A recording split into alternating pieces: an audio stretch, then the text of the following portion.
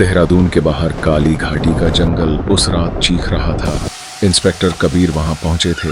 उन्हें एक गुप्त सूचना मिली थी कि लापता लड़की रिया का सुराग यहां मिल सकता है। कबीर ने टॉर्च जलाई। बारिश ने जमीन की मिट्टी धो दी थी। कबीर जमीन पर किसी लाश को ढूंढ रहे थे, लेकिन नीचे कुछ नहीं था। तभी एक अजीब सी चरचराहट, लकड़ी टूटने जैसी आवाज सुनाई दी। कबीर ने अपनी टॉर्च ऊपर की तरफ घुमाई। सामने एक पुराना विशाल बरगद का पेड़ था। यह पेड़ सामान्य नहीं था। इसकी लटकती हुई जड़ें जमीन की तरफ नहीं बल्कि पेड़ के तने से लिपटी हुई थीं, जैसे उन्होंने किसी चीज को कसकर जकड़ रखा हो। कबीर पास गए। जैसे ही रोशनी पेड़ के तने पर पड़ी, उनके होश उड़ गए। रिया की बॉडी जमीन के नीचे नहीं थी, वो पेड़ के तने के अंदर थी। पेड़ की लकड़ियों और मोटी जड़ों ने रिया के शरीर को चारों तरफ से जकड़ लिया था। ऐसा लग रहा था जैसे पेड़ की छाल और रिया की त्वचा एक हो गई है। रिया का आधा चेहरा पेड़ से बाहर था। उसकी आंखें खुली थीं, बिल्कुल पथराई हुई। लेकिन सबसे डरावना दृश्य यह था, रिया का मुंह दर्द में खुला हुआ था और उसके गले के अंदर से एक ताजा हरा पत्ता उग रहा था। वो मर चुकी थी, पर जंगल उसके शरीर को किसी खाद की तरह इस्तेमाल कर रहा था। उस सन्नाटे में कबीर को एक आवाज सुनाई दी। यह आवाज पेड़ के अंदर से आ रही थी, जैसे रिया का दिल अब उस पेड़ के लिए धड़क रहा हो। रिया, जो सिर्फ 19 साल की थी, अपने बीमार पिता के इलाज के लिए पैसे जोड़ना चाहती थी। उसके पड़ोस में रहने वाले मनोज अंकल, जो बाहर से शरीफ दिखता था, उसने रिया की मजबूरी का फायदा उठाया।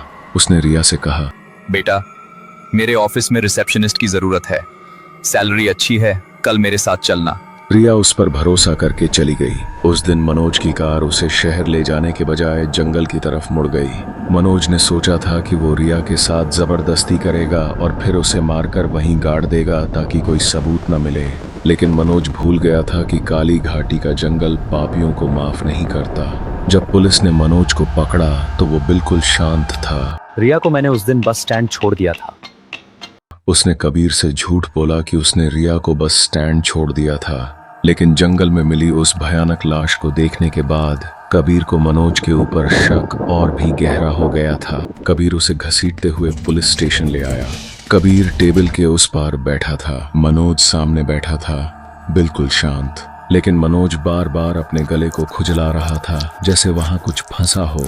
कबीर ने गुस्से में टेबल पर हाथ मारा और बोला, तूने उस बच्ची के साथ क्या किया मनोज? वो पेड़, वो सब क्या था? बोल। मनोज कुछ नहीं बोला, वो बस जोर जोर से खांसने लगा। कबीर बोला, नाटक मत कर, जवाब दे। अचानक मनोज आगे झुका और उसने मेज पर उल्टी कर दी। कबीर अपनी कुर्सी से पीछे हट गया, क्योंकि मनोज के मुंह से खून या खाना नहीं निकला था। उसके मुंह से ढेर सारी काली गीली मिट्टी निकली। कबीर की आंखें फटी रह गईं। मनोज का पूरा मुंह अंदर से कीचड़ से भरा हुआ था। फिर मनोज ने अपना मुंह खोला।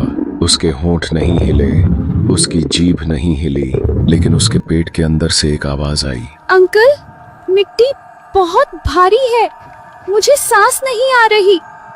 यह मनोज की आवाज नहीं थी, यह रिया की आवाज थी। एक घुटी हुई, दबी हुई आवाज, जैसे कोई जमीन के 10 फीट नीचे से बोल रहा हो।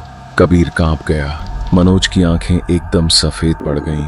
वो सीधा बैठा रहा, किसी पुतले की तरह। रिया की आवाज फिर आई, जंगल भूखा है अंकल, अब आपकी बारी है। इंटेरोगेशन रूम का मंजर देखकर कबीर घबरा कर बाहर भागा। तभी उसका फोन बजा। फोन फोरेंसिक लैब के डॉक्टर का था। इंस्पेक्टर कबीर, आपने जो मनोज का डीएनए सैंपल भेजा था वो मैच हो गया है, लेकिन एक बहुत बड़ी गड़बड़ है। क्या बकवास है? मनोज मेरे सामने बैठा है। नामुमकिन है सर। हमारी रिपोर्ट कंफर्म करती है कि मनोज की मौत 4 दिन पहले हो चुकी है। उसकी लाश अभी उसके घर के बाथरूम में मिली है। बॉडी बुरी तरह सड़ चुकी है। कबीर के पैरों तले जमीन खिसक गई। अगर मनोज 4 दिन पहले मर चुका था और उसकी लाश घर पर थी, तो वो चीज क्या थी जो अभी कमरे में रिया की आवाज में बोल रही थी? कबीर वापस लॉकअप की तरफ दौड़ा। सिपाही, दरवाजा खोलो। सिपाही दरवाजे पर बेहोश पड़े थे। कबीर ने लॉकअप का दरवाजा झटके से खोला। अंदर मनोज नहीं था। कुर्सी खाली थी, लेकिन फर्श पर मनोज के कपड़े पड़े हुए थे। शर्ट, पैंट, जूते, और उन कपड़ों के अंदर इंसान नहीं था। उन कपड़ों के अंदर ढेर सारी गीली मिट्टी, सूखे पत्ते और पेड़ की जड़ें भरी हुई थीं। वो चीज जो पुलिस स्टेशन आई थी वो कभी इंसान थी ही नहीं। वो जंगल की मिट्टी और गंदगी से बना एक पुतला था जिसे शायद जंगल ने ही भेजा था ताकि दुनिया को सच पता चले। दीवार पर खून से नहीं बल्कि पेड़ के चिपचिपे रस से लिखा था, कर्ज चुका दिया गया। पुलिस ने केस बंद कर दिया क्योंकि मुलजिम मर चुका था। मनोज की असली लाश उसके घर मिली, जिसके पेट में पोस्टमार्टम के दौरान वही मिट्टी मिली जो काली घाटी में होती है। लोग कहते हैं कि उस दिन मनोज रिया को मारने जंगल ले गया था, लेकिन रिया की चीख सुनकर जंगल जाग गया। जंगल ने रिया को तो अपने अंदर समा लिया, लेकिन मनोज को वापस भेज दिया, एक जिंदा लाश बनाकर, सिर्फ अपनी सजा पूरी करने के लिए। आज भी उस थाने के लॉकअप नंबर 4 में कोई कैदी रहने को तैयार नहीं होता। कहते हैं वहां रात को गीली मिट्टी की खुशबू आती है और अंधेरे में किसी के जोर जोर से सांस लेने की आवाज आती है, जबकि सेल खाली होता है। दोस्तों, हम इंसानों को लगता है कि हम जंगल को काट सकते हैं, उससे मिटा सकते हैं, लेकिन पुराने लोग कहते थे जंगल की याददाश्त इंसान से तेज होती है। वो अपने हर जख्म का हिसाब रखता है।